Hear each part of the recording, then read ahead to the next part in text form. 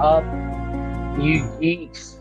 It has been a hot minute since we have been live on a Friday night. It is Friday night, which means it is time for a good old fashioned Friday night fright.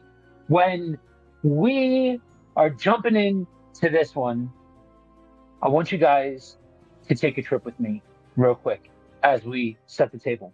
The year 1995. The place, a small town. Sorry ahead of time as I butcher some names. We are heading to the small town of Caño Puerto Rico, where a terrifying legend is born. It started with one woman, Madeline Tolentino.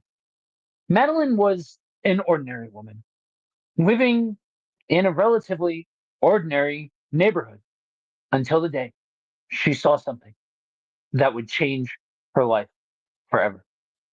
According to her, it was a bright and humid afternoon when she noticed something strange outside of her window. She peered through the glass and saw a creature unlike anything that she had ever seen before. It stood on two legs like a human, but that's where the similarities end. Its skin was grayish and leathery, covered in patches of strange ridges. A row of sharp spines ran down its back, and its arms were long and thin, ending in clawed fingers.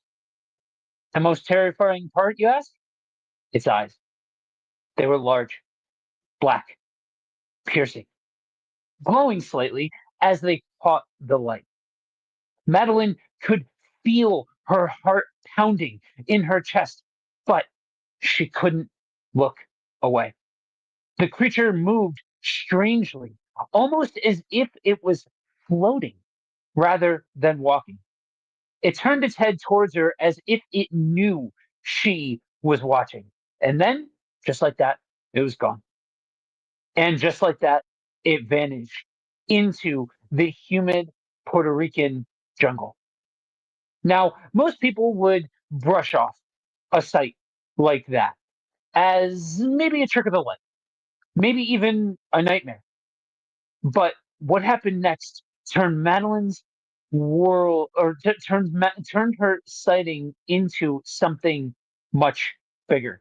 That same week, farmers in the area began finding their livestock, goats, chickens, and even cows, dead in their pens. But these weren't ordinary animal attacks, friends. The bodies were drained of blood, with only small puncture wounds on their necks. No sign of struggle, no tracks to be found, no predators nearby. People whispered about a vampire in the countryside. Then more people started seeing the same creature. Descriptions matched what Madeline had seen: spiny, gray skin, and glowing red eyes. Fear spread like wildfire. Farmers armed themselves, setting traps wherever they could, but no one could catch the thing that was stalking the night. The newspapers gave it a name: El Chupacabra, the goat sucker. And just like that, the legend was born. But here's the strange thing, y'all. Years later, some skeptics suggested that Madeline's sightings might have been influenced by a movie, specifically a 1995 sci fi horror film that we will get into. The creature bore a striking resemblance, but here's the thing: even today, deep in the rural parts of Puerto Rico, Mexico, Texas, and beyond, there are those who still believe that there is something out there waiting in the dark. So, as we get into today's festivities, we are talking about the Chupacabra, the legend of Puerto Rico. So, as we always do, I am joined by the co host with the most, Christian Ashley. Dude, we are back at it once again. Oh yeah. So a little bit of housekeeping. You may have noticed there's been a schedule slip. That's for multiple reasons. Um, some of that was I got a bad diagnosis, nothing terminal or anything like that. It's just diabetes. Yeah, it's just diabetes. I was very upset with that. I had some family drama to deal with. I've been off and on sick and focusing on getting this final bit of semester done with seminary. So that's taken a lot of time away from me. Uh, Joe owed me some money, so I went up to Pennsylvania and broke his kneecaps, and he suffered from that for a while. He can tell you Yep. more about that. Like it's just been a time. Like I'm currently sick right now. I'm really drugged up on everything that can whatever suppress what is wrong with me right now. So if I end up not being as PC as normal, that's why. It would be weird if this was a Friday Night Frights and you were like any kind of PC at all. That's half the fun of this. So yeah, for those of you that don't know, broke my kneecap in half. I tried to convince Christian that I was good for the money, but he just wouldn't hear it. But yeah, so lots happened, lots, hopefully the end of 2024 was a good one for you all, or at least as non-ridiculous as ours. Maybe we'll go with that. At least not an incredible bar, but um, and so I'm just I'm glad to be back here on a Friday night. So let me ask you something. What was your exposure to Chupacabra? You're in that same generation as I am. So this Yeah. is, you probably remember when these sightings were happening. Uh, in '95, I was 5, so I didn't have that much awareness of the world. But I know a couple years later, I remember it was the old Shadowlands website and it had a bunch of cryptozoology stuff and paranormal stuff. And surprisingly, it's still active today. I thought for sure it'd be one of those I'd have to go way back machine to find. Uh, and I saw this creature talked about like in Puerto Rico, and that was like actually my introduction to Puerto Rico too as a concept. It's like, oh, well, there's something in Caribbean that's also American owned. It should be a state by now. Uh, but we'll talk about that in another show. And the idea of this creepy thing just coming up and sucking the blood out of you know goats and other livestock as a kid was extremely frightening. So I wanted nothing to do with it, but I was also held captivated by being that monster kid of, well, I want to know more, but I'm also extremely freaked out. And that was way back when I didn't handle scary things as well as I do now. Yeah. I grew up on things like Unsolved Mysteries, and I grew up on horror movies and all of that sort of stuff. And so I remember when these reports were coming out, and the big to do that happened as a result of it, and how quickly, we'll get to this later on in our show, that man, this there was no shortage of adaptations of the Chupacabra, in things like I said, Unsolved Mysteries, X Files, stuff like that, all kind of jumped on the bandwagon. I think for me, being a little older, I remember there was a phenomenon that happened in the '90s where vampire culture was like really a big thing. It kind of went Mm. hand in hand with goth culture and stuff like that. And so like vampires were very in vogue, things like that, and like vampire adjacent creatures and stuff. And so this was kind of a well known thing for me growing up. Yeah. So jumping in, we're starting off with the history of the chupacabra. As I mentioned in our um beginning story there, it the original story came out of Puerto Rico in 1995. The a little bit of artistic expression in that write up, but the facts are based off of the original report that came through. And the modern legend of the chupacabra um, was reported by Madeline Tolentino seeing a strange, spiky backed creature outside of her window. And this whole thing created such a mass hysteria in Puerto Rico with police investigations and media coverage. The mayor of the area even led armed search parties to hunt for the creature. Many connected the chupacabra to various creatures of different kinds, making an attempt to explain away the creature.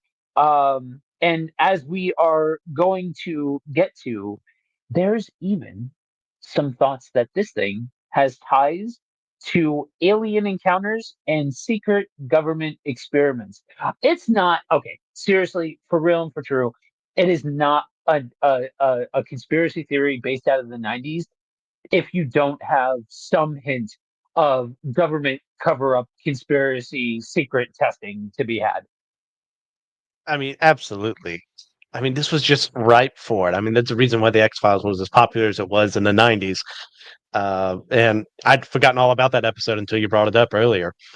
Uh, if we had this moment of, well, alien life, government behind stuff, are they bioengineering some creature and releasing it in like a less important part of American territory to see what it does there? I mean, the psyop or something like that. So I'm eager to see what we land on today. It's going to Yeah, be a time. yeah. And So here's where I think it gets interesting. And hello, David. Glad you are with us this evening. Hope you enjoy the show. Um, so here's the thing that I found interesting, right? So we have the 1995 account where a lot of like what we we do, dude, like the old coast to coast radio show, Art Bell. We should oh yeah, 100% do try to figure that one out. That would be funny.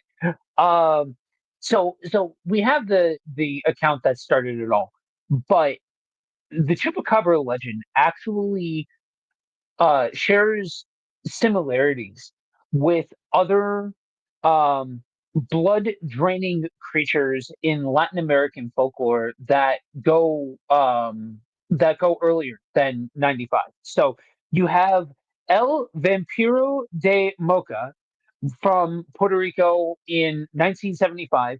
In the town of Mocha, dozens of farm animals were found mysteriously drained of blood.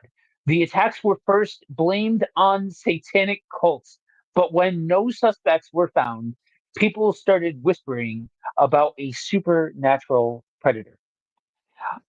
We have the Pukin, the Chilean of Chilean mythology, a shape-shifting winged serpent that hypnotizes victims and drains their blood. Some believe the chupacabra is a descendant of this ancient creature. And then we have the Nahual, a shape-shifting sorcerer said to stalk farms and attack animals.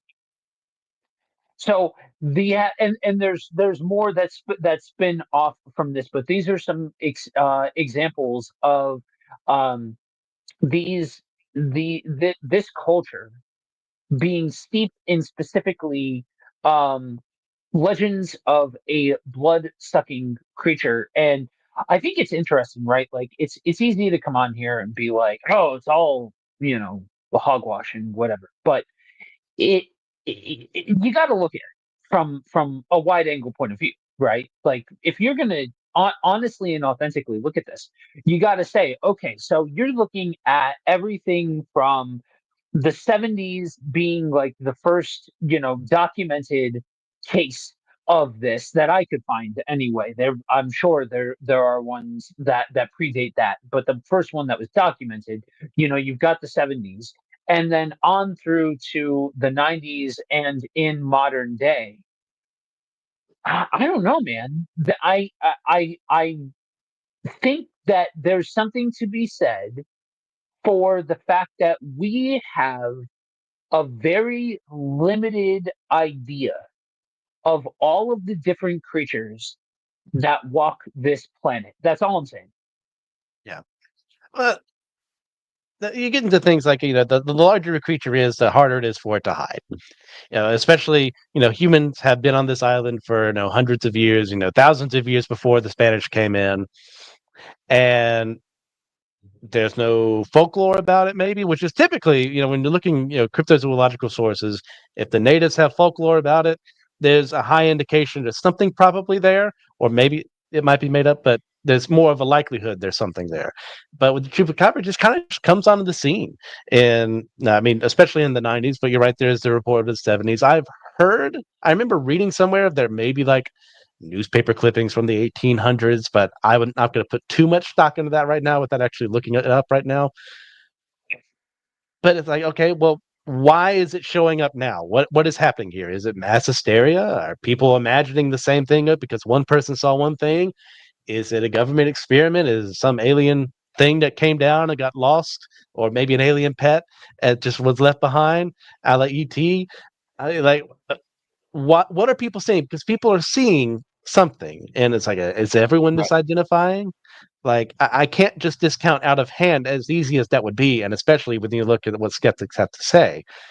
They're not Yeah. exactly generous to the story, and well, that's skepticism to begin with. And we've talked before about being healthy skeptics about such matters, not to just be full-on believers just because we want to, but also not to be like, well, that can't be because I say so.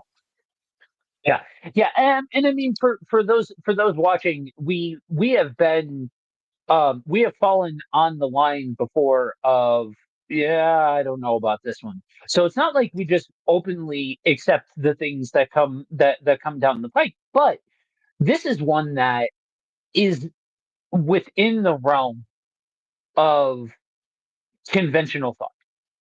You know what I mean? And so Yeah. you had mentioned the ripple effects after the 95 incident in Puerto Rico.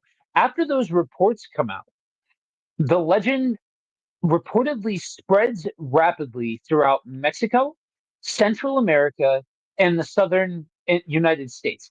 Different cultures adapted the creature for their own folklore, as it would be put um, from skeptic sources.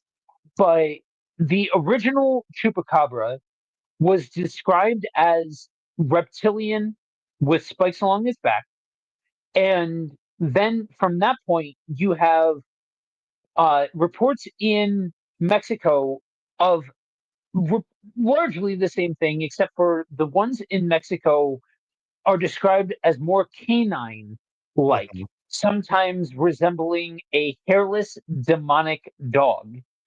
Um, Texas and the southern United States claim to have found corpses of chupacabra, and many consider that this is reportedly an undiscovered species that has, many will say that it migrated up into the United States, which again, I mean, whether it's government um, experiments or just an undiscovered species, it's not outside of the realm of possibility to say that something has migratory patterns like that. Just saying. And then Brazil and Southern America or South America Countries like Brazil and Argentina have their own stories. In this culture, though, they are more likely to tie it to some form of black magic, witchcraft, occult practices, things like that, rather than specifically government involvement and all of that. We have Yeah. a couple of comments here. Ever notice as soon as you get these stories from Latin American culture, these things usually have red eyes, green skin, red eyes. Um, I would say that that goes beyond Latin American influence. I think whenever you're talking about something that has kind of a background like this, I think it's not uncommon to either have for it to either have red eyes or green eyes.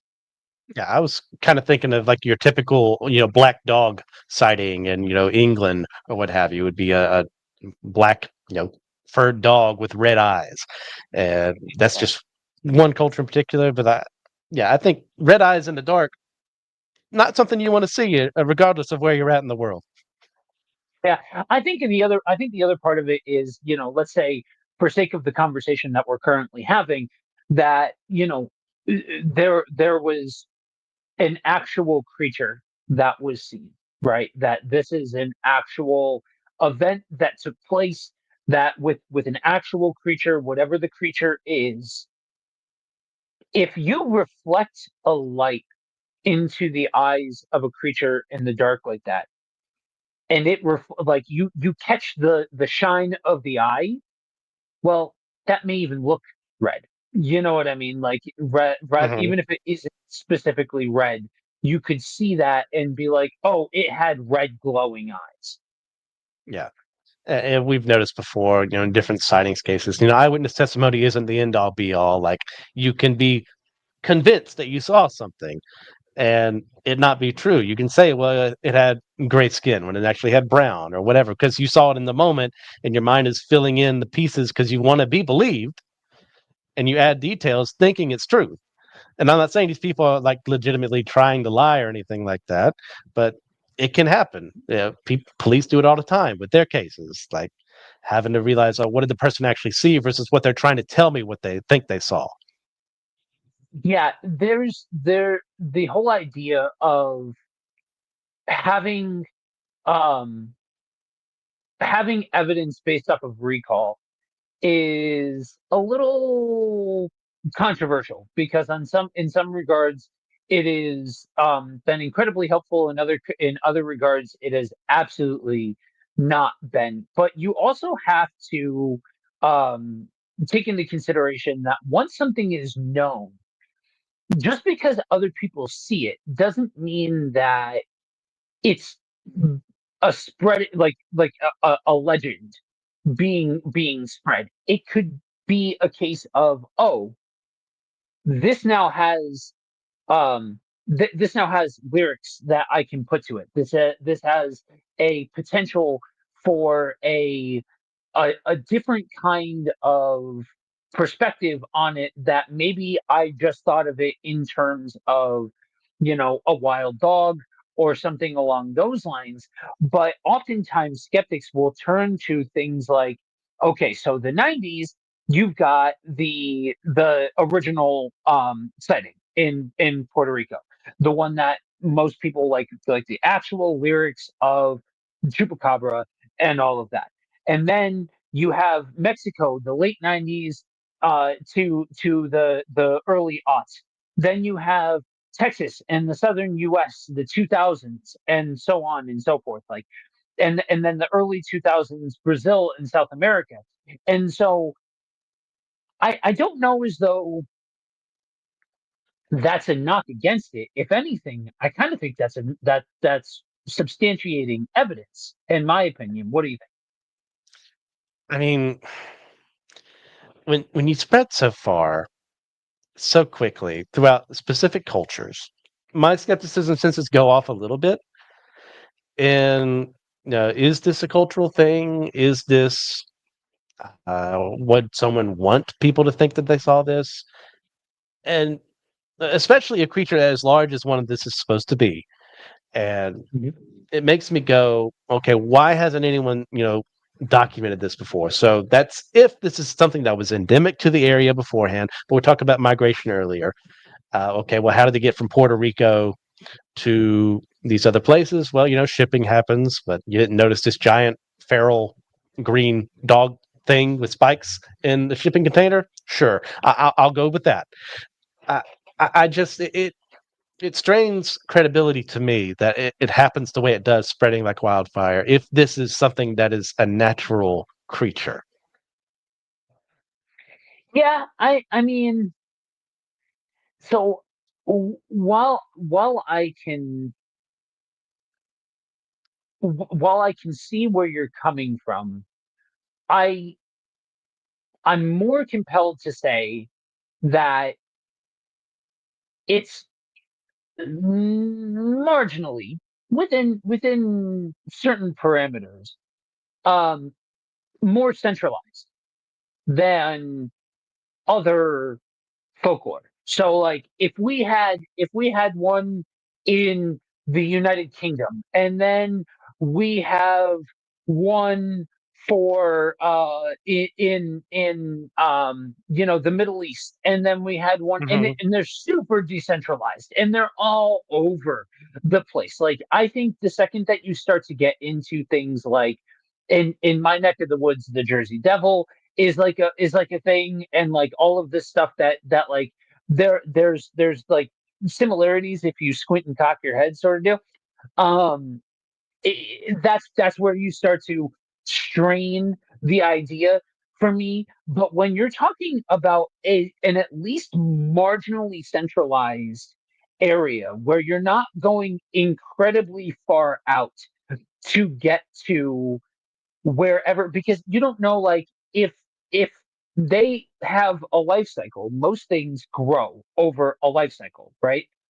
And so you may be talking about a small litter that moved from point A to point B, or something along those lines, where we have the checks and whites. Yep. Um, so it's one of those things that, like, it's it's not for me, it's not outside of the realm of possibility to say, okay, who knows? Maybe its habitation isn't just in one area and then it migrated out and that's why it's in all of the area. Maybe it's indigenous to warmer climate. Maybe it's indigenous to the southern part of the world, and that kind of has allowed for different breeds of it or different aspects being bred into this same creature, which is why we have bipedal, we have canine like, we have these different versions that could be traced back to, okay, maybe this isn't aliens, but this to me is lo-fi. You know what I mean? And I think it's kind of the same line. So we I'll turn back to the comments. We've got David, and man, for the rest of you and for anybody else that's watching along the way as you pop in all this stuff, take a cue off of David. We love the interaction in the comment section. Seriously. Yes. Glad that you're engaging so much. But we have things like the Jackson Whites, we have things like the Jersey Devil, we have these different creatures that kind of they to me are a little bit harder for me to fully wrap my mind around. And I think that you have these different cultures or different areas that may have maybe adapted some of the influence of other cryptids and things like that. But that stands to me in juxtaposition of against this particular idea, because there's a breadth of experience here. There's a breadth of history here, and it's not just, you know I think sometimes unfavorable sources will say, "Oh, this whole thing started um in 1995, but it's just the this interpretation of it, this you know instance of it, when, like I said, you have similar examples going back to the 70s and before. Yeah. And if I'm taking this as a natural creature that exists in the world, then subspecies help out a lot here because we have very different reports depending on where it's being reported from. The more Puerto Rican Mhm. side, we have the more reptilian esque, greener, spikier version. Then, we go to Mexico, southern United States. It's the more uh, mangier, dog like creature, kind of furless almost, depending on who's seeing it. So I could buy that. I'd need to have more evidence to say, yes, these are two different subspecies of, from one root or what have you, especially with like how recent the reports are. See, that's it. To me, I think recency bias is absolutely a thing. I think we've been trained to think that the older the claim, the more substance it has, because in past generations they didn't have the same tools to document things and things like that. But I don't. I think we're always um, finding new species and new subspecies. And just because in very rural parts of the world they didn't have the means to be able to document it right away, I don't think that, to me, is substantive enough to actually discredit it at all. If anything, that the fact that it's not been like the fact that it's more recent and it hasn't been immediately debunked in a world where, like, yes, in 1995 we didn't have smartphones and all of that yet, but the tech started, like digital cameras were a thing, like it was becoming more normative to be able to document things. And then Mhm. in a post cell phone world, I don't think it's I don't think it's irresponsible to, in this case, actually argue out of silence, because you're looking at you're looking at a claim that you know could very easily be shot down in today's world if the evidence was very readable. And so I think we have to at least put some kind of substance in the category of, hey, this thing has been able to elude fact checkers for uh, I don't want to date how long ago 95 was, because I don't want to think about that. Also, I don't know what the monkey man is. Eh, What happened to It's them? a creature, I think it was like in the 2000s, that attacked a bunch of people in, was it New Delhi or something like that? And then has not been as reported much. It's something I don't know a lot about, so I can't speak too much on it. Gotcha. Gotcha. Be on the lookout, David, for the next time that we have. If you're not a cheap, intermission cheap plug, we do have a group. If you are interested in having a say in what we talk about, because all of these things, short of an experiment that we ran on in last that towards the end of last year, this is all user voted. And so if you jump over to Facebook and look up the group Priest to the Geeks, be on the lookout, because we have these topics on rotation. And so maybe the next time that we jump to a cryptid episode, we may talk about the Monkey Man of India. So Um, I don't know. I think in this case, this is one of those situations where I think there's more than enough opportunity for it to be shot down. And because it hasn't been shot down, I think is when you have to start asking legitimate questions about the validity and start to maybe take this thing seriously. think that's extremely fair because I can't discount out of hand however many, thousands, hundreds of reports we've had of people who have seen something. Now, there's always going to be that side that's a hoax or people just making stuff up for people to like them or whatever.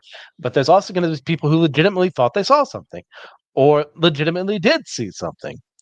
So I can't just out of hand say they were all crazy, off their meds, their eyes weren't working well that night.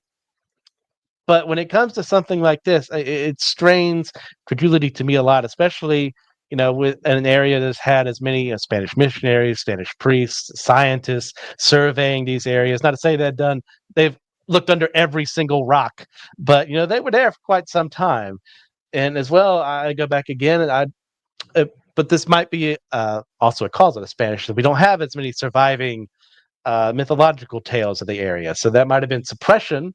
So that would be a point for this creature being if they actually existed at one point in time mythologically in their senses, and it just got suppressed by Spanish missionaries. So that'd be something. But I, I know they're seeing something, so I can't just say there's nothing there. This creature doesn't exist. There's no such thing as a chupacabra. I just when it comes to being a natural species, I have a harder time labeling that as my answer. I know that we're going to go over more, but focusing on this one, I have a lot of skepticism on that regard. Yeah, and again, to be fair, in the in the back and forth of it all, I can understand how, especially when you consider the animals, the carcasses that were found that were supposed chupacabra. I can see the fact that you're talking about a part of the world that is given to folklore. There is a lot of folklore that comes out of the Latin culture. That being said, though, I guess I turn back to our good old friend Bigfoot for a little bit of assistance on this one, Yes. because the tables were turned once upon a time. You can go back and look at the archives for this one, where we talked about Bigfoot. It might have been the first episode that I was on with you. One of the first ones. Anyway, it was No, early it was days just when me this on was that going. one. And to Okay. your credit, I did give more believability to Bigfoot than I'm giving to this, which is a much Well, larger creature. and the issue though is when you have Bigfoot, one of the big arguments with Bigfoot is it is a subspecies of ape that we just don't know, that it's some variation on the primate that we do not actually have a documentation for yet. If you look at the carcasses that are found here, many of them, minus one, but you're talking about all the way out in Kentucky at this point. So I'm not, for sake of my argument, we're not gonna go ahead and take the one from Kentucky on this one. But I think that's fair. yeah, the other ones all come back to coyote, and they blame it on mange. Coyote with mange. Okay, hang on though, because we have a lot of variations of canine. We have a lot of them.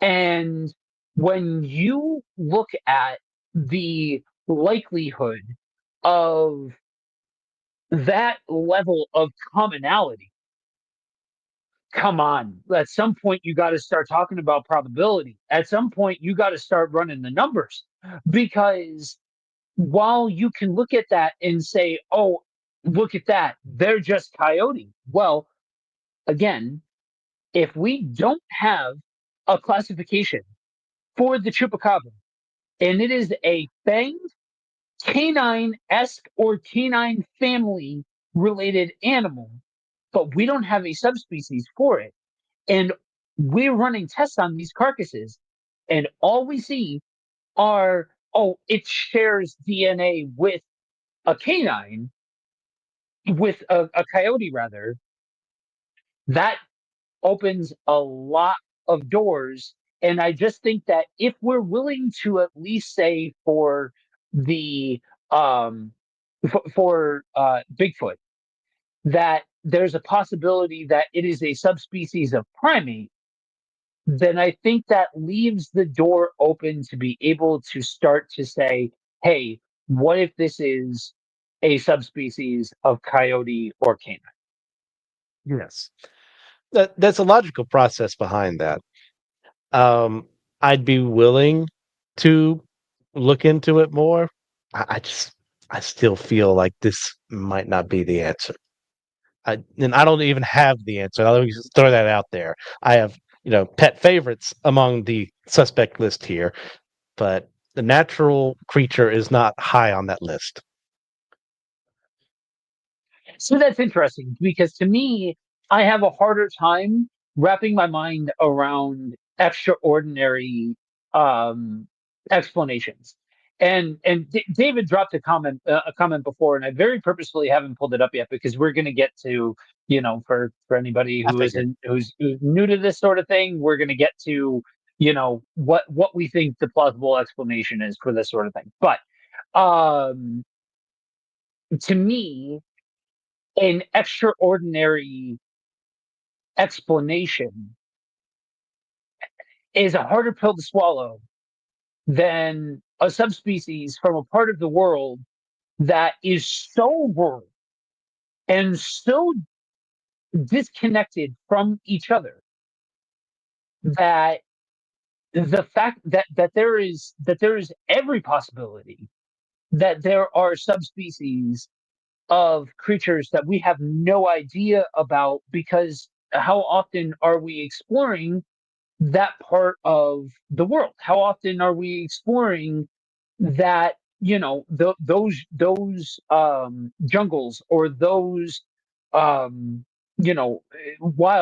and things like that? Because they are incredibly, um I have no idea. Yeah, yeah, Because they are incredibly dangerous. Whether we're talking about the chupacabra or not, or anything like that, the wildlife there will it is a dangerous thing to be out in that wilderness investigating, which actually to me brings some of the credibility forward, because most predators like a coyote or like wild dogs leave behind torn flesh and signs of a struggle. This is weird behavior for what else would be coming in that area. So to mistake it and have a different animal that's causing this be the reason why this is happening, it's very odd behavior if you're going for a purely naturalistic perspective that discredits some form of subspecies. yeah. I mean, because going off of the corpses left behind and what studying has been done, you'll find 15 different people saying, "Well, this has actually been verified. This hasn't been verified." It's all over the place. But it vampire bats are not endemic. Endemic is the right word to Puerto Rico. Right. They are in other parts of Central and South America. Yeah. So that's not your explanation, unless they can now overpower more giant creatures and then drain their entire blood, which is not how vampire bats operate. So Exactly. something has clearly, gained the ability to do this, and it doesn't seem to be done by human hands.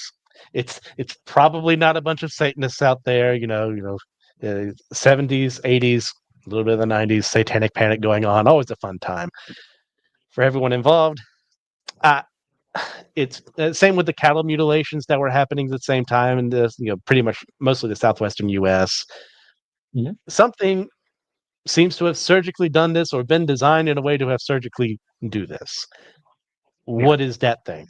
That is our question. Yeah. My personal my personal favorite least likely explanation are oversized barn owls. Seriously, some people think it's oversized barn owls. Now, don't get me wrong. I don't know who here. Show of hands in the peanut gallery. Show of hands in the comment section. Who all has come face to face with a large owl? Like that. That is like that. Those things are terrifying. Like I'm not a fan. I think that they are but like you mean to tell I don't me blame you. that large barn owls are taking out whole animals and just draining their again, come on. Like if we're going to be charitable and not just say the whole thing is hogwash, then we have to look to actual plausible um explanations or be willing to incorporate in the extraordinary. Yeah, yeah, I agree with you there because, and I know this is a difference of opinion between the two of us because I go more fantastical at times because sometimes it just feels the gaps in a little better, and you got in the gaps argument, whatever. We can argue about that all day. It just feels better to me when these things that I'm questioning don't line up as well. And it's easier, mind you, to just say, well, the more fantastical you get, then you can explain it with that.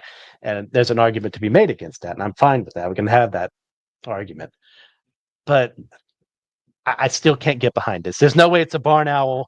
Uh, it's not an oversized giant vampire bat, which, by the way, doesn't drink that much blood.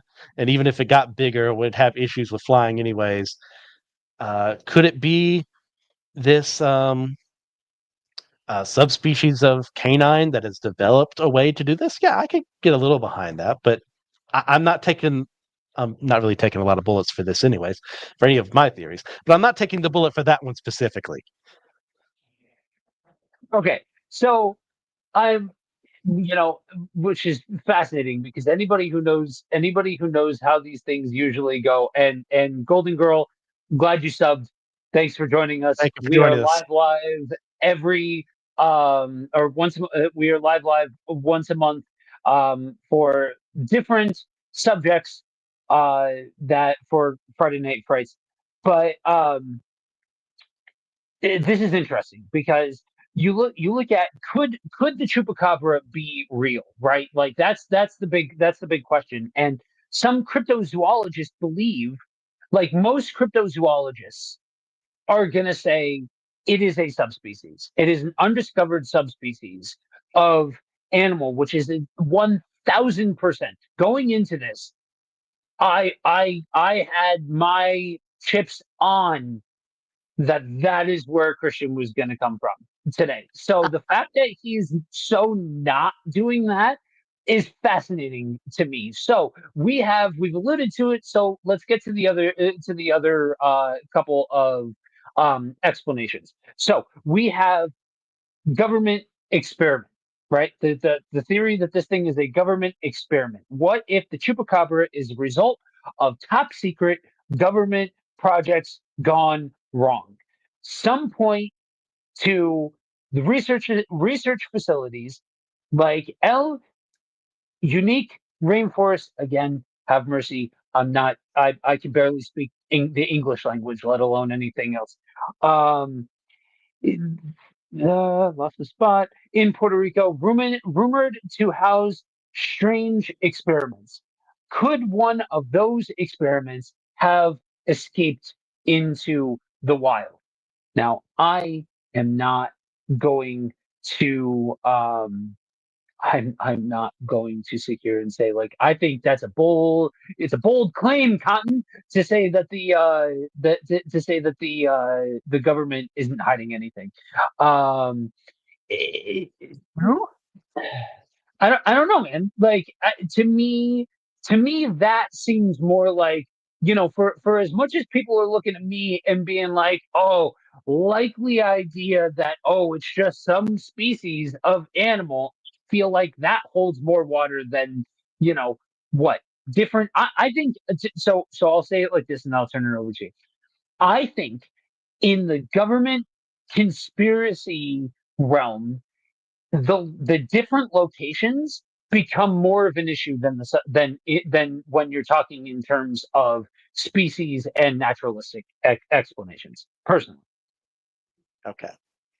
Well, what this really is one giant global campaign to revitalize the Critters film franchise. And they actually made them. And I can say that because I finally watched those films not too long ago for the first time. And differing values. But to actually respond to this, I lean more towards this. Out of the two of us, I'm the more jingoistic. I'm the more yay America. Not to say that Joe's some kind of you know red-blooded commie, you know, tear down the entire United States.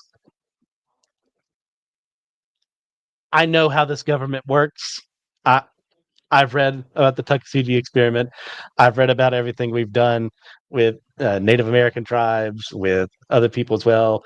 I know with World War II alone, how many different projects were like, oh, we'll just use bats and throw them against Japan and then blow up their buildings there. Or we'll use dolphins in a specific way. So experimenting on animals sounds perfectly natural to me. Now, that does beg the question, okay, why would they do it? Well, Puerto Rico, a place not a state, a commonwealth.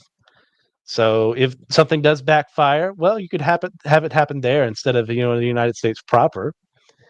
What this creature is, what a purpose would be, probably something to do with warfare. Have them infiltrate, cause destruction, whatever would be something. If this is what's real, which I still don't think is what it is, but just to give credence to this idea for a second.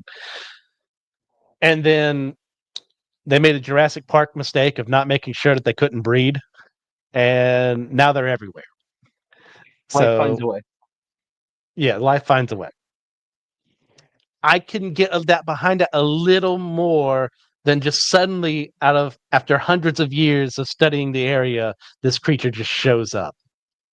Yeah, yeah, but you're assuming your your end result is based around the assumption that they just showed up. That's where I have a problem. That When I'm looking at the paper trail, when I'm looking at the history, when I'm looking at native legends, they just show up. but see you're talking about an indigenous culture that doesn't have like you're that feels a little like basing it off of the standards of the United States. To me, any kind of paper trail argument becomes invalidated because of the region that you're talking about.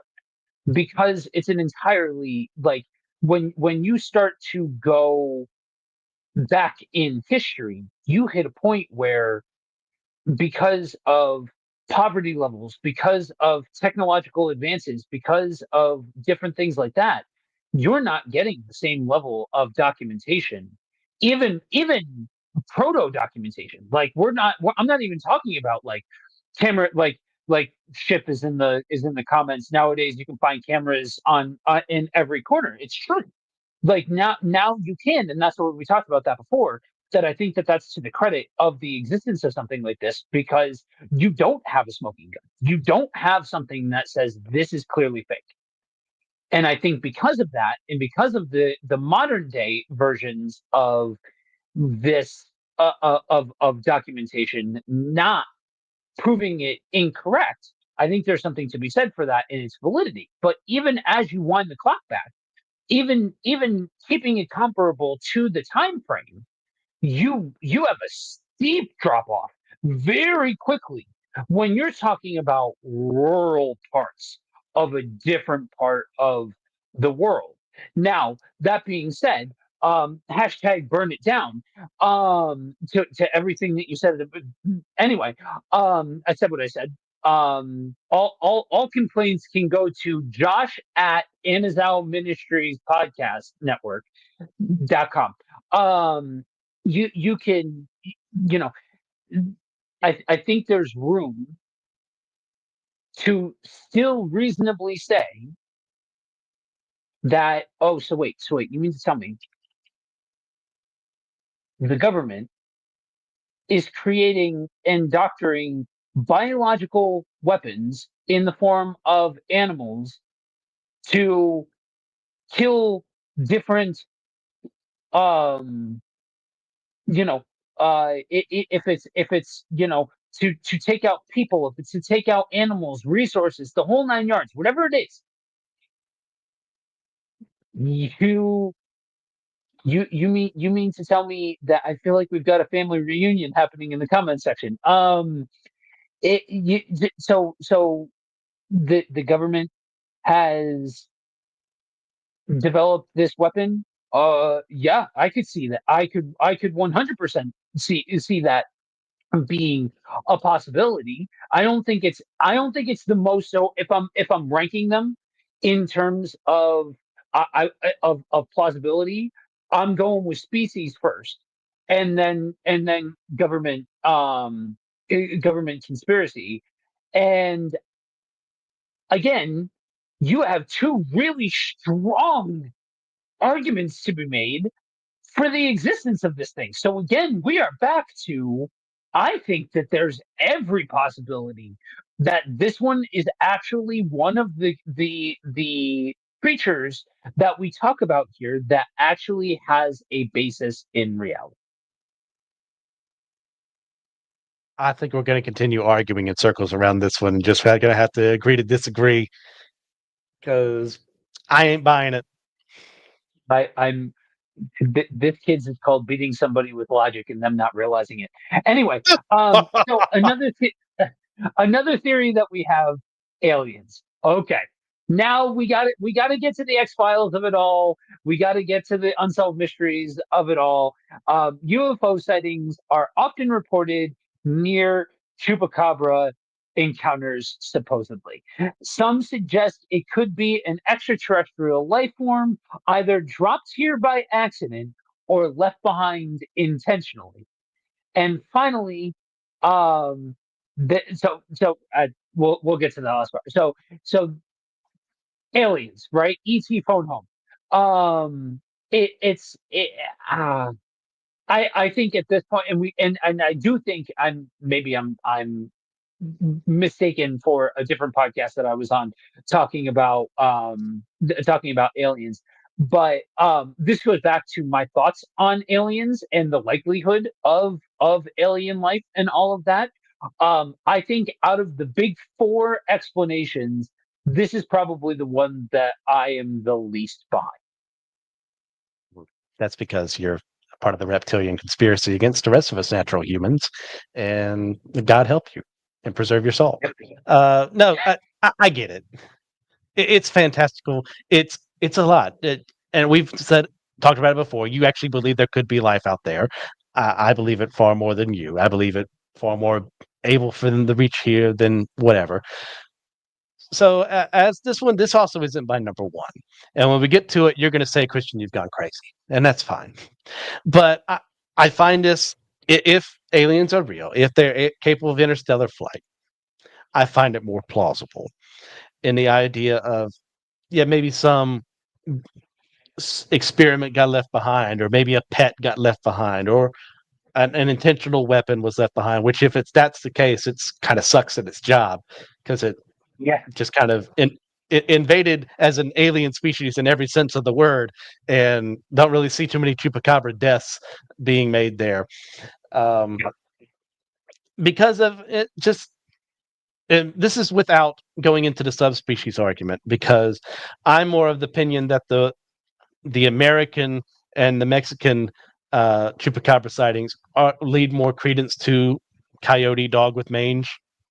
But the Puerto Rican one, which is very different, has to be something separate from them, in my view, because of its very different appearance, because of its very different actions.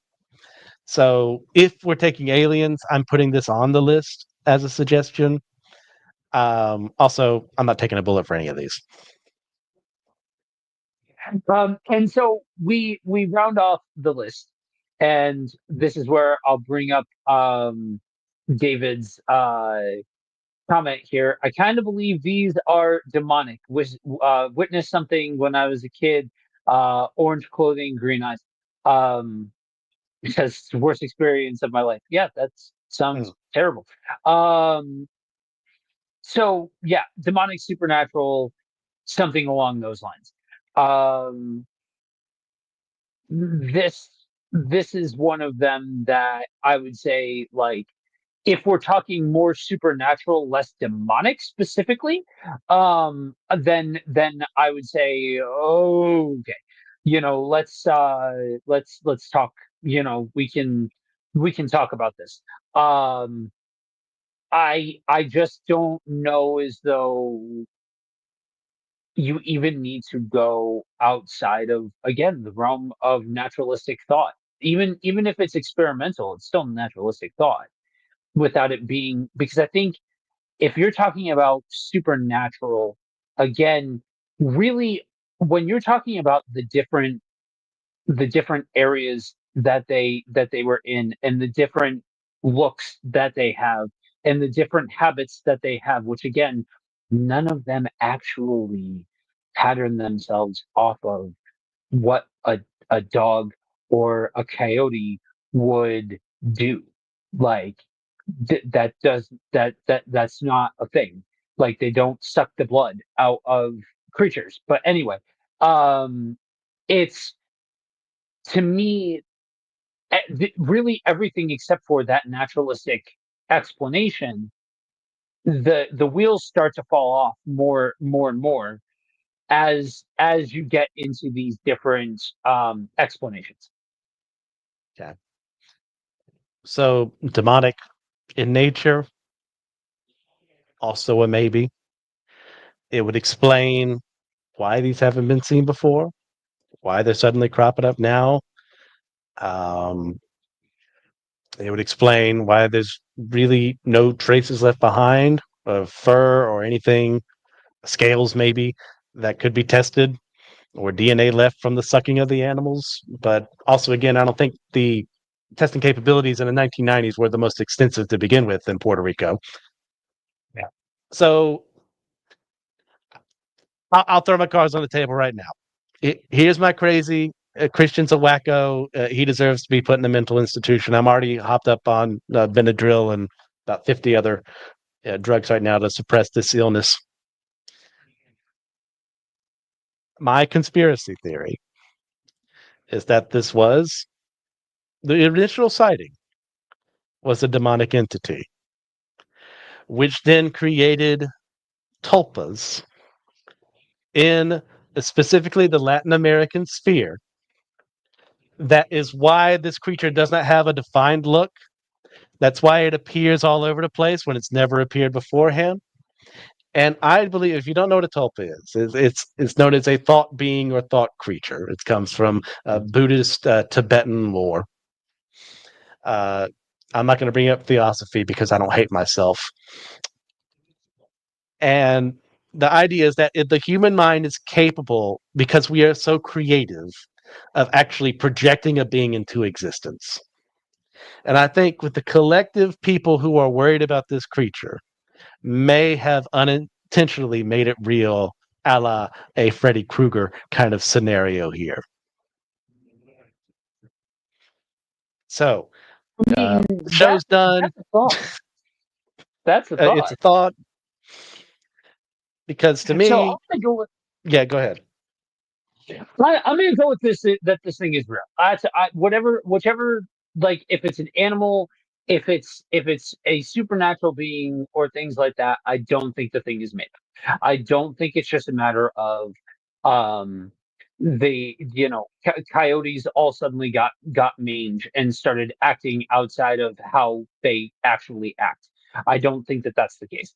I think that this is I think this is an example of how media can take something and roll with it and put different characteristics to it, but it's based out of something that is from a culture that has such a complicated history that I think we need to take that into consideration when we look at the documentation that the indigenous peoples that this is dating back to don't they did not have the same measure of technology that we did.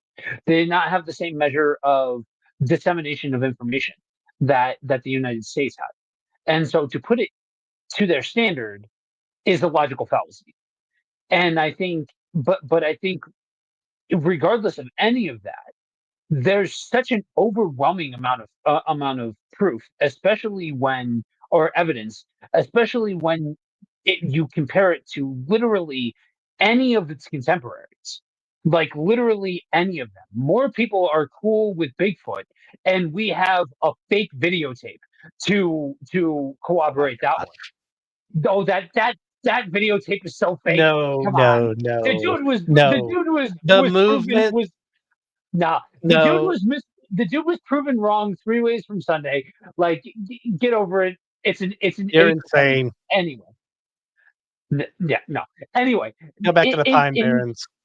in comparison to any of its contemporaries, you're talking about the most amount of evidence that you have for this sort of thing, that regardless of if it is a an animal that is a subspecies or an animal that's been experimented on, and we have government conspiracies involved in all of this, or you have um some kind of supernatural entity that is the cause for some supernatural explanation for all of this.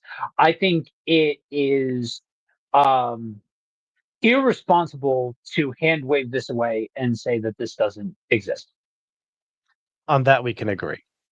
I think there are far too many people speaking out for this to be said, well, because I don't think this exists, therefore it doesn't.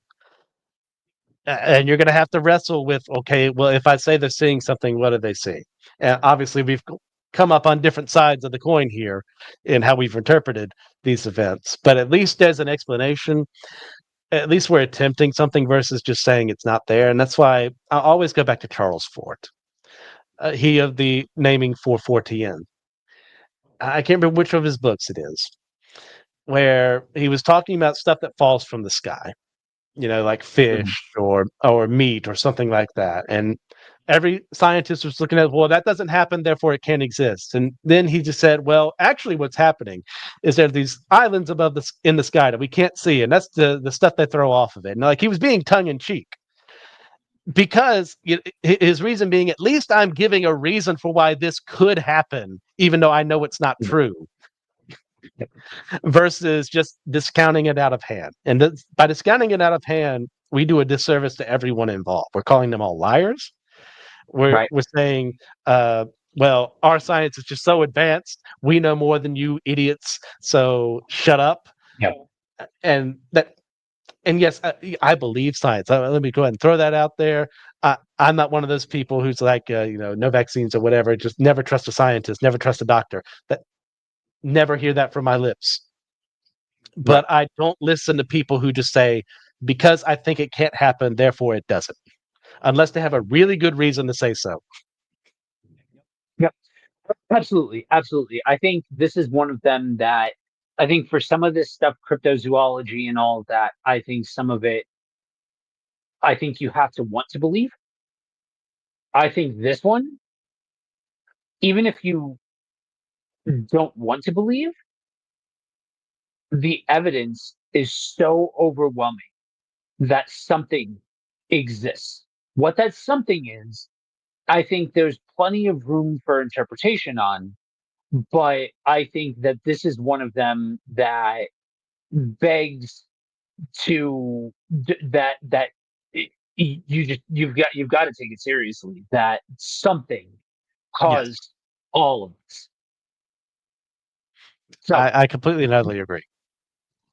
so with that, we bring another one in the books. Hopefully, this is, and as you see, of course, there are plenty of versions from different forms of media. We have a whole party going on in the comment section. Y'all are the real MVPs of today's episode. We appreciate you all for jumping into the comment section and going wild and out in there.